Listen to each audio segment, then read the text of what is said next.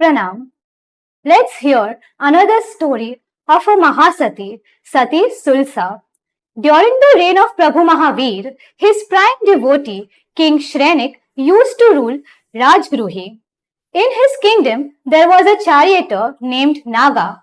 He had a wife who was adorned with qualities like shield, etc., and was a devout follower of Prabhu Mahavir. One day, Prabhu reached Champanagari. Ambad Parivrajak was going to Rajgruhi from there. He did Vandan to Prabhu Mahavir and requested him, "Oh Prabhu, I am going to Rajgruhi today. If you have any work over there, then let me know." Bhagavan replied, "Say Dharmalabh to Sulsa Shravika who stays there." The Parivrajak left from there and arrived at Rajgruhi. On inquiring further, he got to know that Sulsa was the wife of a charioteer. He was astonished. He began wondering why Paramatma did not remember King Shrenik, Abhay Kumar, etc., and instead remembered the wife of a commoner. Therefore, she must be a firm religious person, but I must test her once. On the first day, using the strength of his tap, he took the form of Brahma and sat near the eastern gate of Rajgruhi. On seeing that, all the people from the city came to do darshan of Brahmaji. Only Sulsa didn't come. The next day, he took the form of Mahesh and sat there. On seeing Mahadev, groups of people flocked to see him. On the third day, he took the form of Vishnu and sat near the other gate to the city. Even on that day, everyone except her came to see him. On seeing this, without losing his morale, he played his last move. He thought Brahma, Mahesh and Vishnu are devs belonging to other religions. That is why Sulsa did not come for their darshan. If I take the form of Tirthankar, then she will obviously come for darshan. On the fourth day, he created a Samavasaran near the fourth gate of the city. He took the form of the 25th Tirthankar, got enthroned there and started giving Deshna. Ambar was sure that she would come on hearing the name of Tirthankar, but others came and she didn't. On the other hand, Sulsa's friend told her that Bhagavan had arrived. Then Sulsa responded firmly, "Friend, it is not possible that my Prabhu arrives and my heart does not flutter. I don't get goosebumps and every part of my body doesn't become joyful. This is not my Bhagavan." Her friend responded, "He is not Mahavir, but 25th Tirthankar." Sulsa said, "My Prabhu Veer has told me that there are only 24 Tirthankars in one Avsarpini. Therefore, he is an impostor who is trying to cheat the people. My head does not bow in front of anyone except the true Tirthankar Mahavir Swami." Blessed be Sulsa, her firm Samyaktva is great. She passed all of Ambad's tests. He could not make her slip despite taking forms of Brahma, Vishnu, Mahesh, etc. Not only that, he even took the form of 25th Tirthankar. Forget about bowing down or touching his feet, she didn't even go to see him. This tells us about her unshaken faith in Jinvani. All these so-called miracles could not shake her belief. In the end, Ambar had to accept defeat. He kneeled before Sulsa's Samyaktva. Now he understood why Paramatma told him to say Dharmalabh to Sulsa and no one else. The next day, Ambar wore the clothes of a Shravak and went to her house. He went there and said, "O noble woman, your strength, your Samyaktva is praiseworthy. Maybe due to your unbroken, unblemished Samyaktva, Prabhu had told me to pass on his message of Dharmalabh to you."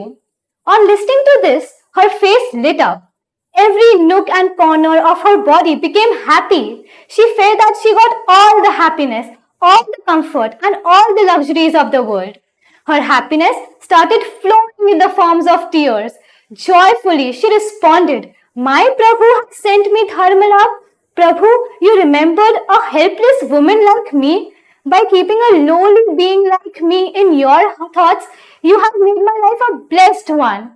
On saying this, the direction in which Prabhu Veer was wandering, she went ahead 7 steps in that direction, did Paramatma's stuti and said, He who is capable of reducing the strength of Moh, who is like pure water used in cleaning the mud of Pap, like the air that defeats the dirt of karma, may such Veer Prabhu always stay victorious.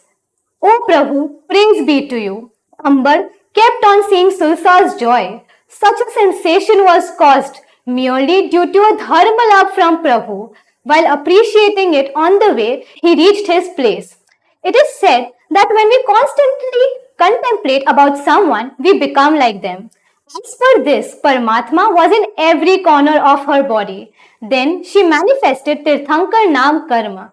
After completing her life, she went to Devlok. From there, she will be born in Bharat Kshetra in the next Chaubisi and will become 15th Tirthankar, Nirmam, and will attain Mokshpad from there.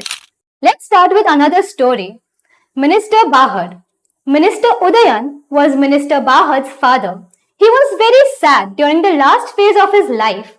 The reason for his sadness was that he had decided to do Jinodhar of the Jin Mandir at Shatrunjay, which was in a deplorable state. However, his death called him early and he could not do the Jirnodhar. On seeing the sadness on his father's face, he asked for the reason for his sadness. On seeing the inner curiosity of his father, he promised his father that he would surely get the Jirnodhar done. My son Bahad would surely do Jirnodhar on Giriraj. With this hope, he passed away peacefully. To fulfill his father's last wish, he decided to turn the deplorable temple into a new marble temple. Until the time the Shilanyas of the temple was not completed, he took the vow of observing Brahmacharya, doing Ekashna, sleeping on the floor and renouncing Mukhvas. Bahad thought of going to Shatrunjay Tirth along with the Sangh. The next day, he made an announcement in Patan that Minister Bahad is organizing a Sangh to Shatrunjay. Whoever wishes to join him can join, but they will have to follow 6 rules. First, following Brahmacharya. Second, sleeping on the floor. Third, doing a kashna. Fourth, staying like a samkit dhari. Fifth, renouncing sachit. Sixth, walking during the yatra. The arrangements for food, etc. for all the pilgrims would be done by Minister Bahad. After this announcement, true practitioners of Dharma became very happy. Thousands of men and women joined the Shatrunjay Yatra. The yatra started at an auspicious Muhurat. Pilgrims were greeted in every village, and more pilgrims kept on joining from the next village onwards. In every village, Bahad would donate with open arms and would do puja bhakti in Jin mandirs. Everybody knew the purpose of this yatra, which was to fulfill the wish of his father, Minister Udayan, by making a new grand temple on Giriraj. Sangh reached the pious shadows of Giriraj. Minister climbed the mountain along with the Sangh. Thousands of pilgrims started reciting Prabhu's name with their bold voices. Everybody did darshan, puja, chaityavandan with utmost bhav and got blessed. The minister had brought architects along with him from Patan. There, the minister inspected the temple from all 4 sides. And after some planning and consultation, he began the construction. The temple on Shatrunjay mountain got ready in 2 years. When Minister Bahad got the news about the completion of the construction, he gifted a gold coin to the messenger. The next day, he heard the news that due to strong winds, substantial parts of the temple had been destroyed. Minister Bahad quickly climbed the mountain. The architect was looking at the broken stones with disappointment. The minister asked, "How did this happen?" Chief architect replied, "These mountains are tall. Bhamti, that is Pradakshina, must not be constructed in temples built on mountains, and yet we made it. The temple got destroyed from the pressure accumulated in it." Minister Bahad said, "Not an issue. Then make a temple without Pradakshina." Architect replied, "But how can we make a temple without Pradakshina?" Minister Bahad asked, "Why? What's the harm?" Architect replied, "There is a big problem. When a temple is built without Pradakshina, then the family who makes it remains childless. Their bloodline does not move ahead. Minister laughingly said, "That's it? There is no need to worry. Why do you become sad? The temple should be grand. I am not worried about being childless. Who knows if the descendants would be worthy or unworthy? And who knows for certain that my children will surely enhance my fame? If the children would be bad, then they would spoil my name. Hence, I am fine even if I remain childless. This temple means everything to me. Start the construction again. It should be complete as soon as possible." Minister's bhakti became a topic of conversation in every household of Gujarat. He started the construction of the temple. For the anointment of Adinath Dada's Pratima, Minister Bahad respectfully requested his Guru Sri Hemchandracharya. On an auspicious day in Vikram Samvat 1211, Gurudev completed the anointment with grandeur. Thousands of Bhavik Atmas came from all over India to be a part of this festival. Everybody immensely appreciated Minister Bahad's Jain Bhakti, his dedication towards his father, and his strength of donation. Praise be to the Father, praise be to the Son, was on everyone's lips.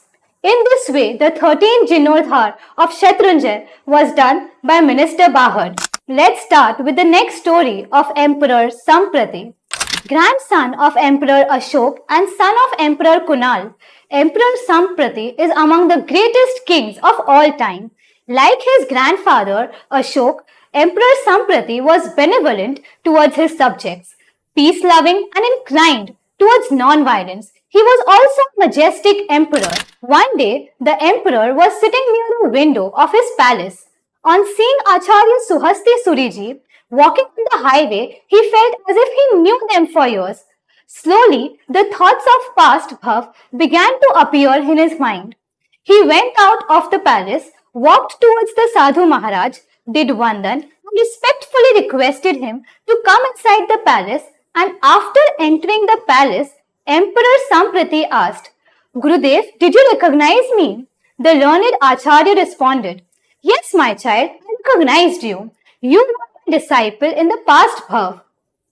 On hearing this, the emperor said, "Due to your grace, I have become an emperor today. I used to be a beggar in Kaushambi. Once there was an extreme drought there. Even then, the laypersons used to do Vaiyavach of sadhus with great enthusiasm. At that time, I wouldn't even get a piece of roti. I asked the sadhus for their alms. Then you said that I can eat the food only if I take Diksha. I had accepted Diksha for eating food and ate a lot of food after Diksha. At night, I had a stomach ache and it kept on getting worse. Then all the laypersons got involved in serving me. On seeing this, I began to wonder that till yesterday, the rich merchants who would not even bother to look at me are massaging my legs today. This sadhu vesh is absolutely great. My pain kept on increasing and you recited Navkar mantra to me for my samadhi. Gurudev, due to your grace, I died a peaceful death and was born into this royal family. I dedicate this kingdom to you. Please accept it and release me from your debt." How can a sadhu, unattached without any possessions, ever accept a kingdom? Acharya ji gave him the Updesh of Jainism. Emperor Samprati became a true devotee and a great influencer of Dharma. He spread Jainism beyond the borders of India. He honored Gurudev's Upkar of the last and the present Bhav. Emperor Samprati taught the conduct of a sadhu to many people and sent them to non-Aryan lands with sadhus' clothes. Through them, he made them aware of the conduct of sadhus. Later, he arranged for vihar of true sadhus in those lands. Once, he returned to his capital Ujjain after winning a war. The ambience was joyful throughout, but there was nostalgia and disappointment on his mother Kanchanmal's face. Emperor Samprati went to his mother and asked about the reason for her disappointment. "Oh, mother, today the entire city is happy. The entire city is happy about my victory. but you seem to be lost in disappointment. When a son comes home after earning a lot of money, then his mother becomes happy. I am returning after winning over 3 regions of Bharat. Yet there is no happiness on your face. Why? Emperor Samprati used to believe that if the entire world was happy for him, but his mother wasn't, then the happiness of everyone else did not matter. It was useless. He had such great devotion towards his mother. This mother was a devout Shravika, so she was different from the world. The world looked at her son's body, however, Shravika looked at his Atma. Prudent mother said, Son, the kingdom is going to take your Atma to hell. It is going to increase the misery of birth and death. If I know this reality, then how would I be happy with this? I'll truly be happy when you adorn the captured lands with jinalas and you erect temples in every nook and corner of the kingdom with your wealth. What kind of a mother she must be? What kind of sanskar she must have given to her son since childhood? The son who has been nurtured with such pious sanskar, would he ever leave his mother sad? Not at any cost. Emperor Samprati honored his mother's words and took a pledge at that instant of adorning the entire land with jinn mandirs. He called astrologers and asked about his lifespan. He got an answer. Emperor, you have 100 years to live. How many days in 100 years? Emperor, 36,000. Then he made a resolution of constructing one jinn mandir every day and initiated the task of adorning the land. He would eat only after doing pranam to his mother after getting information about Khanan Murat. Even his mother would become happy and do a tilak on his forehead. In this way, Emperor Samprati built 36,000 new jinalayas and did Jinnodhar of 89,000 jinn mandirs, meaning he built a total of 1,25,000 jinn mandirs and anointed 1 crore and 20 lakh jinn pratimas. Moreover, he established 700 charity centers in his kingdom to ensure that nobody went to bed hungry. These were the stories of some of the Mahapurush and Mahasati who contributed selflessly in the Jin Shashan.